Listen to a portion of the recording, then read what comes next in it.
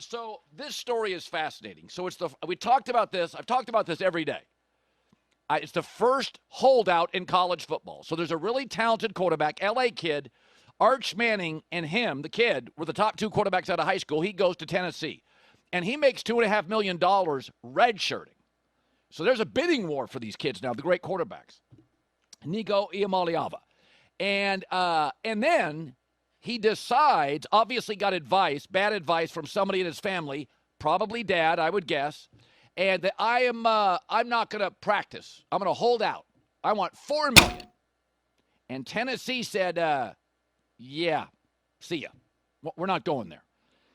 So he's a talented kid. But not only did Tennessee hold the line, a lot of people are holding the line. Tulane said no thanks. Belichick said no thanks. Oregon has the money. They've said no thanks. So the rest of college football is holding the line as well. Now, for the next 10 days, the transfer portal is wide open, and he may land somewhere. But the overriding feeling I get from this story, because he's talented, is quarterback dad is a real thing, and it's the equivalent of pageant mom. Weird.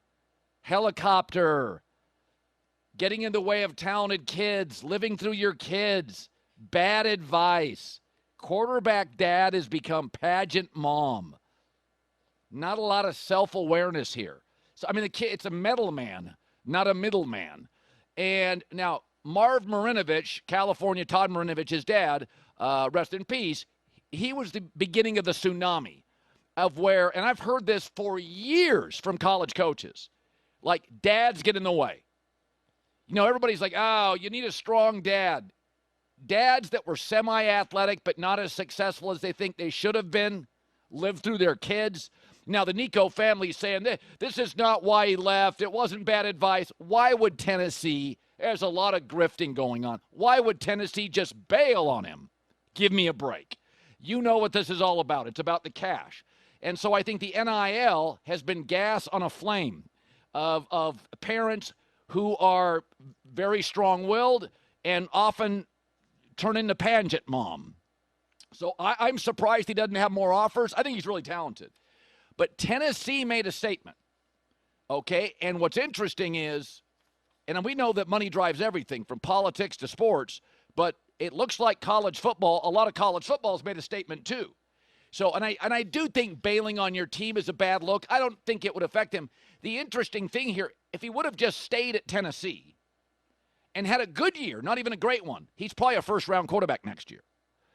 And would have made money, would have never been a problem the rest of his life. So the family is saying there's a lot of misinformation, but he was a starting quarterback for Tennessee, decided not to practice, and Tennessee said no thanks. You just don't do that for a kid this talented. This kid's too talented to just bail on because, you know, he had a ice cream headache and missed a practice. He's too talented. So Joel Klatt came on the show yesterday and talks about what he thinks is going to happen to this really talented kid in a weird situation.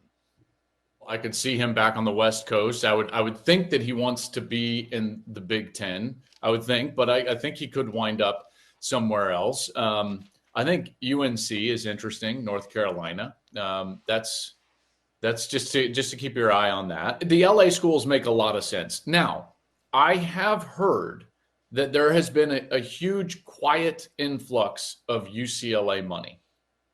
That's all. So I'm not going to be shocked if he winds up at UCLA.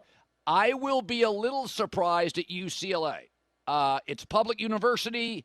Everything gets reported. You know, USC has always had an advantage on UCLA. It's private. They can pay their coaches whatever they want. It doesn't have to go through a board or regents. Nobody cares. If you want to pay an assistant $2 million, you can. At UCLA, historically, football, they don't pay their assistants very well because it's got to get approved. So unless somebody stepped up and said, okay, USC could be pretty good this year, they're our rival, let's go pay $3 million. But it's a fascinating tale because I'll argue all day long, the kid is talented. He's young. He's not refined yet. He is talented. From L.A., goes to the SEC, and Tennessee's like, we're not going to play this day. We're not going to play this game. We're not going to do this. And it's interesting to watch a lot of teams that need a quarterback right now in college don't appear to be interested. And he's as talented as anybody out there. So stay tuned. Coming up, speaking of quarterbacks, I got a second and a third